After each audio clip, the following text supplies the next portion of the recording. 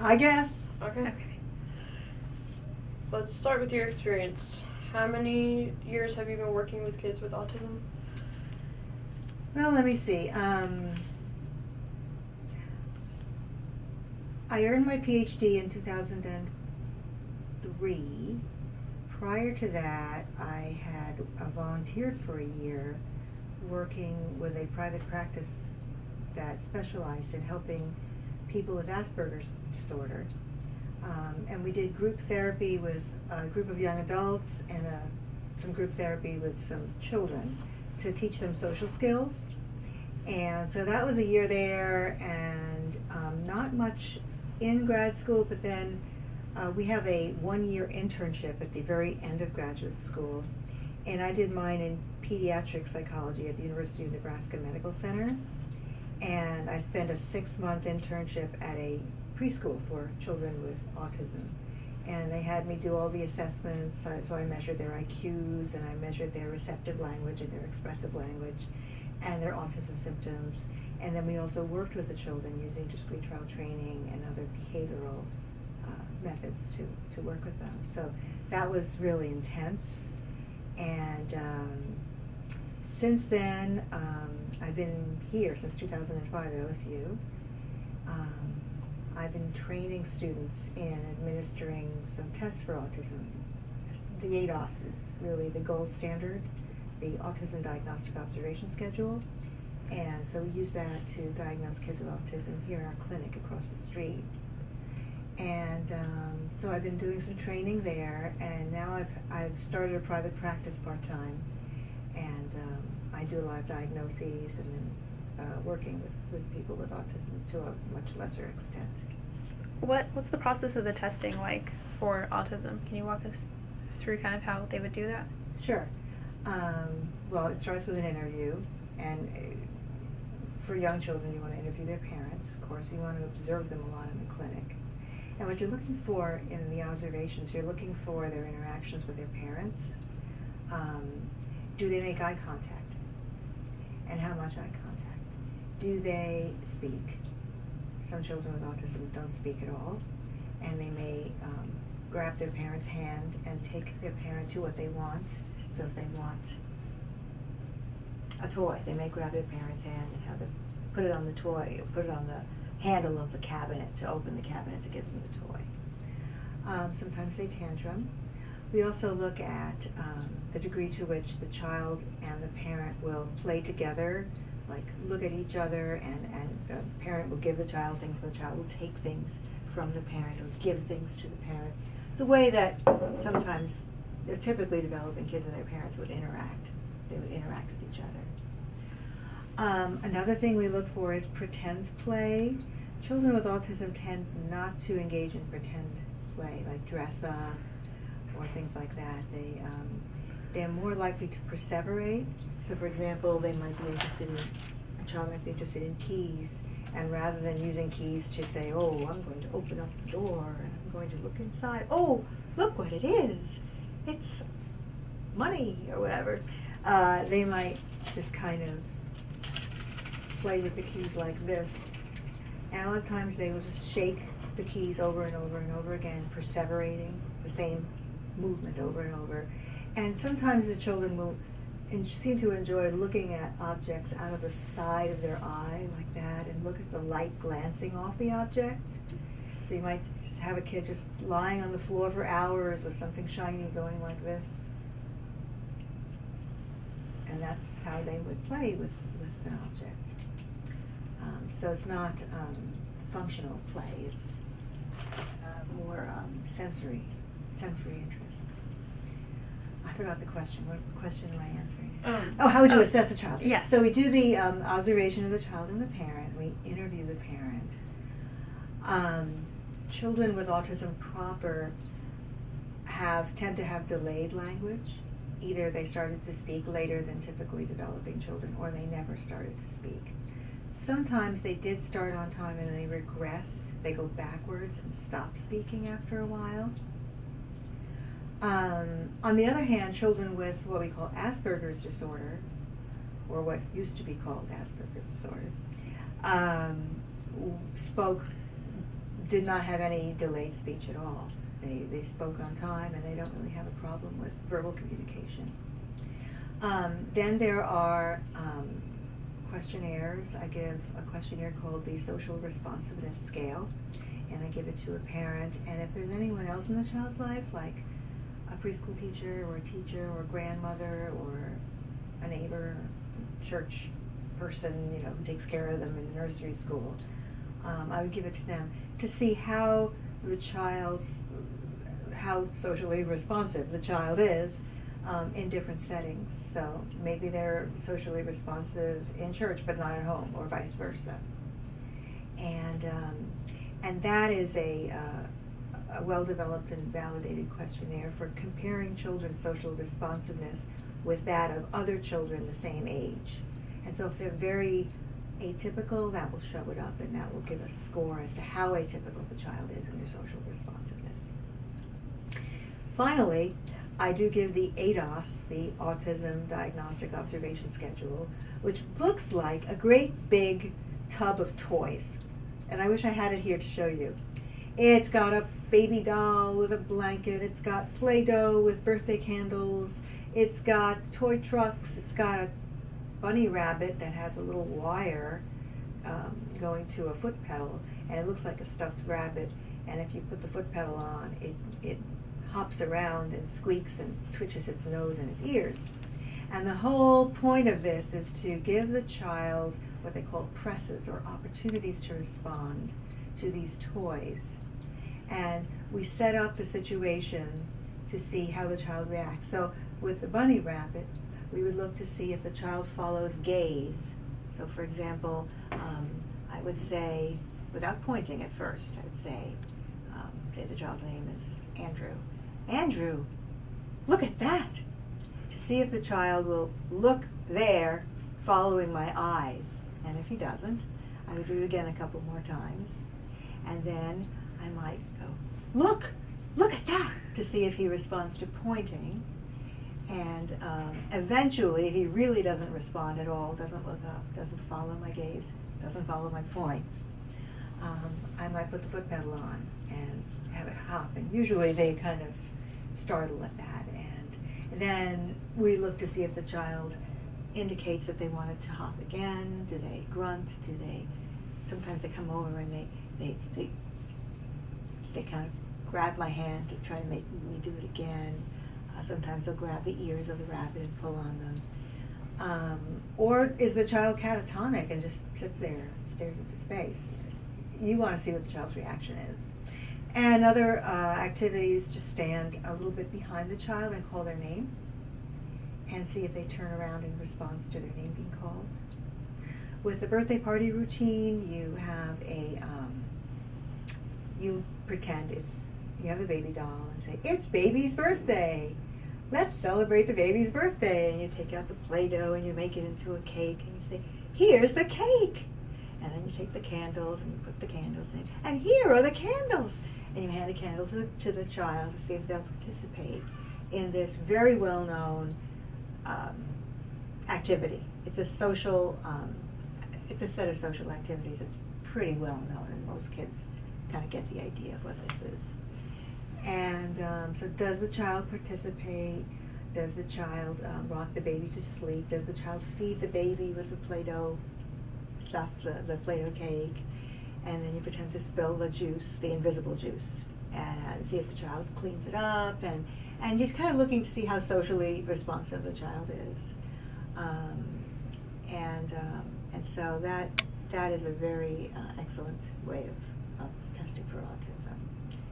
There's also other checklists. There's the CARS, which is an autism rating scale that we fill out as well. And pretty much based on all that information, the interview, the checklist, the direct observation of the child and the parent in the class, in the room, the ADOS test, and the direct observation rating scale that we fill out, that pretty much gives us a pretty good idea of whether or not the child meets the criteria for autism. What are the most important things that you've learned? Most important things that I've learned about autism. I've learned Well, when I was your age, which is a long time ago, autism was one of the most horrible diagnoses you could hear for your child. It was essentially meant that many parents took it to mean that you might as well put your child in an institution now. There's nothing we can do for him. And usually it's a him, but not always. He's never going to learn to speak. He's going to be in diapers. He's going to be institutionalized. It's hopeless. And since the 1970s, since then, it's just gone completely, things have improved so much, so much. And now we have people with autism who are finishing high school, going to college in some cases, especially people with Asperger's, or what used to be called Asperger's. Many people with Asperger's are in college, graduate school. There are books. If you go on Amazon, there's books for how to get through college with Asperger's, and it's just phenomenal what's been done. So I've learned that there's always hope. Do you have any questions? If you have any questions, just let me know. And I'll just. Oh yeah, I'm good. I'll just. I'm trying to act like you have a question. I'm sorry. Okay. What are some of the difficulties that you faced? Difficulties I faced with my clinical work with people with autism? Yes. Here in Oklahoma, I struggle because I do a lot of assessments for autism. And for parents of children with autism proper, which is more serious than Asperger's, it's hard to know where to refer them for help.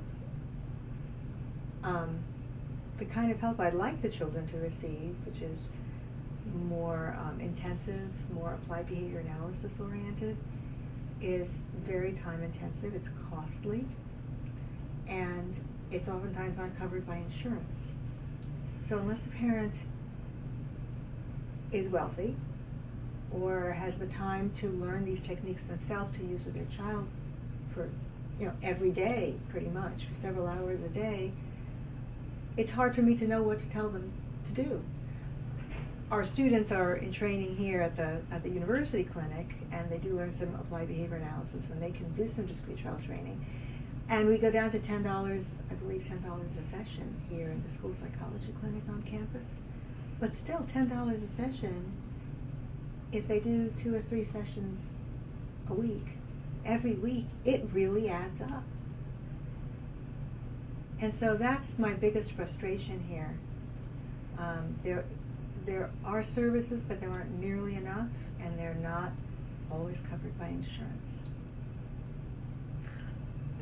Oh, speaking of insurance, people in Oklahoma are trying to pass a bill to make it to where, because I think Oklahoma is one of just a few states that haven't actually passed a bill that makes the insurance companies basically cover a lot more autism costs. Have you heard about that bill? No, I haven't, but I hope it passes. Yeah, they've been working on it. Well, they've been working on it for a couple of years now, and it hasn't gone through. But I think, I've been seeing a lot more on it, and I think that they think they're about to make way for it, but I'm not quite sure. What are your thoughts on that? Oh, wow. Whatever it is, more is better. So yeah. If they would cover applied behavior analysis, that would be fabulous. Do you think that a lot more parents would be more willing to get treatment for their kids if that was possible? A lot more parents who come to me would get treatment for their kids, because that's the kind of treatment I recommend is applied behavior analysis. And I don't know what kinds of other treatments that clinicians in Oklahoma are using, but the one I would recommend is research-based, and there's a lot of evidence for it. So, it's got to be a good thing. How could it not be a good thing? Unless they say we'll only cover voodoo or something. I don't think in Oklahoma that would be a problem. It's more of a Florida thing.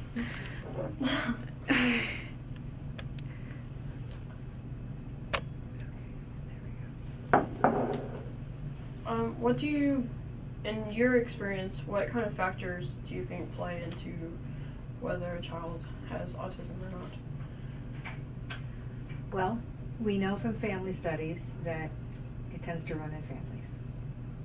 We know from twin studies that it's not entirely genetic, because there are twins that are identical genetically, one of whom has autism and the other of whom doesn't.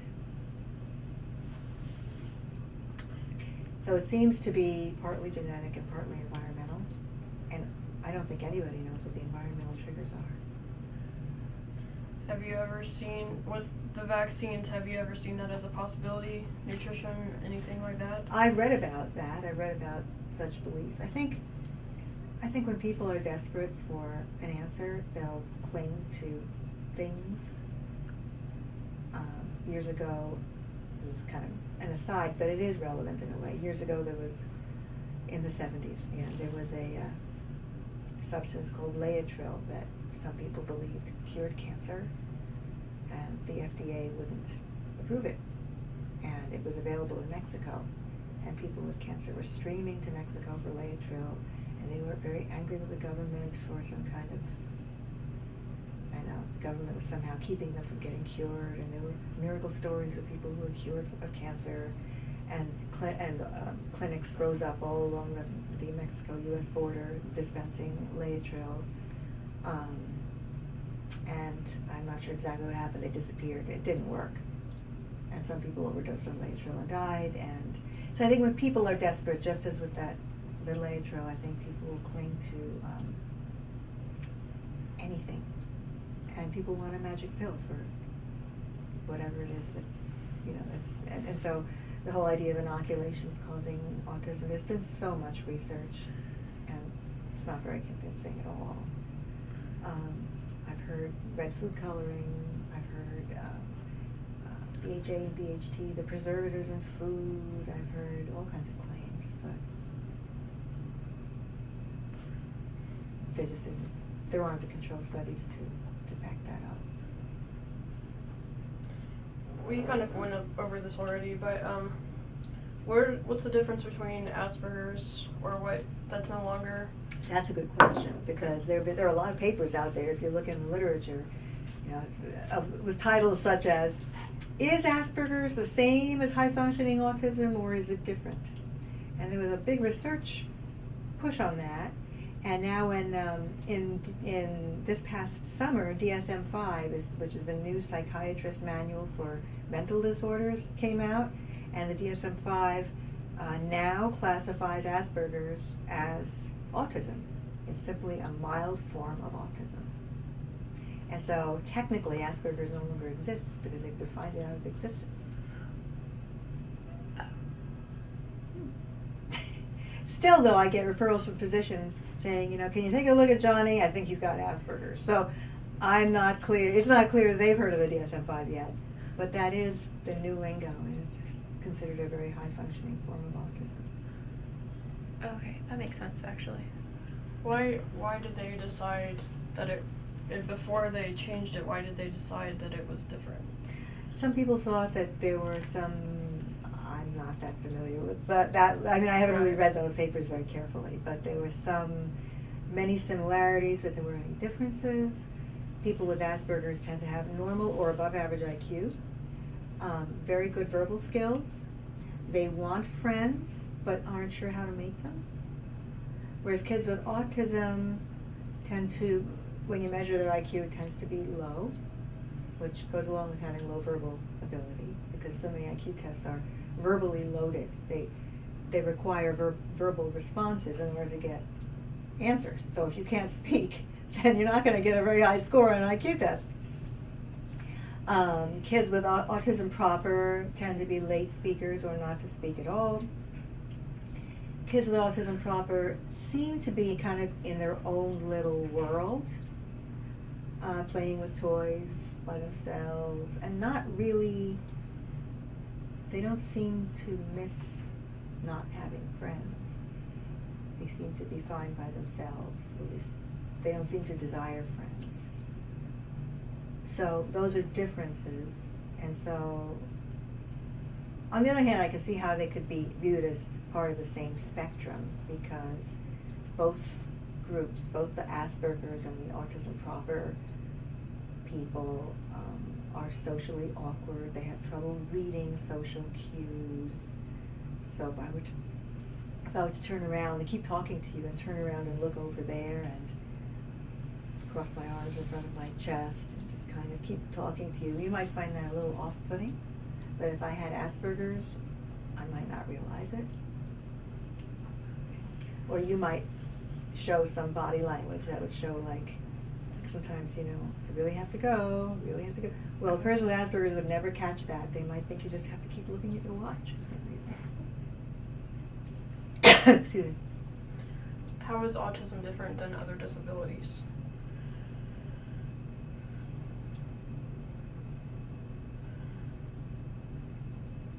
It's a social disability. Some other ones are social disabilities, but I mean, there are different kinds of emotional disabilities that have social ramifications. But the core of autism is that it is a social disability. That is what it is. Social disability isn't like a ramification of it. That's what it is. That's a good way to define it. Mm-hmm. Let's see. Do you know of any research for finding the causes and solutions that you can talk about, or? I'm not familiar with that Okay. research, I'm sorry. Do you have any other people that you would suggest us talking to? Well, if you're interested in learning more about discrete trial training, which is a treatment for autism, I would suggest you talk to Gary Duhon. He's also on this floor. He's in school psychology. He's a certified behavior analyst. Okay. And he's your guy. He's a specialist here for doing discrete trial training. And the Lovash method, Uh-huh. I don't know if you've heard of that, I haven't. for treating, But yeah. autism. He would have a lot of good stuff for you. Do you have anything else you'd like to add about autism and everything about it? Autism is just fascinating. I just love it as a field. I don't know, maybe I'm slightly Asperger's myself, I don't know. I do have a nephew who has autism. He's 5 years old. But I don't know, I just find them I find these people fascinating. I think it just seems, and informally to me, that a lot of kids with autism who can't speak, there seems to be so much intelligence trapped in them that just, they have no way of expressing it and developing it. And without language, it's really hard to develop one's intelligence. And I'm just looking forward to learning better ways to treat them and to expanding services in this state, because we don't have enough. We really don't have enough. But I don't know. I love helping people with autism to the best of my ability.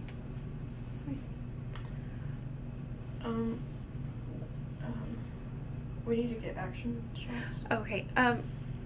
If at all possible, can I get you? I'm sorry. What do I have to do now? Oh, nothing really. All you have to do is, you don't even really have to look anything up on your computer, but if you can just, I don't know, flip through some papers if you want, or you can like pretend like you're typing or something. You could look through one of your books. Yeah, you could look through a book even. It's whatever you want to do. Okay.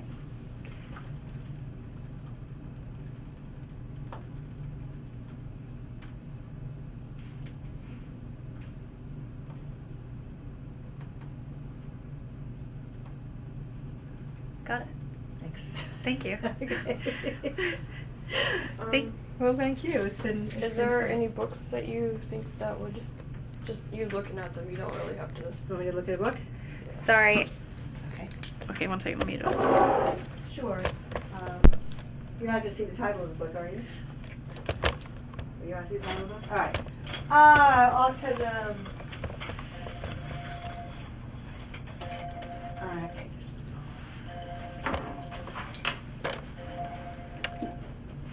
Thanks. Oh, okay, that's way unstable. Can you hold it? Hello, this is Dr. Yetter. Hold it. Hello. Is that better? Hi. Put it down a little bit. Down. Down. Okay. We need to move that one. I'm sorry, I'm having trouble hearing you. I can hear your voice, but I can't make out the words. Okay. Good. Yes. Up a little bit. Okay. Okay. Good. Yeah, we need to do this one. Uh-huh.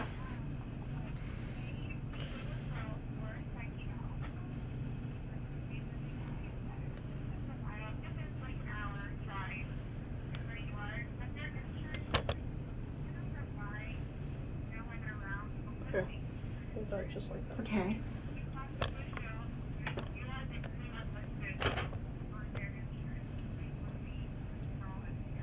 Really?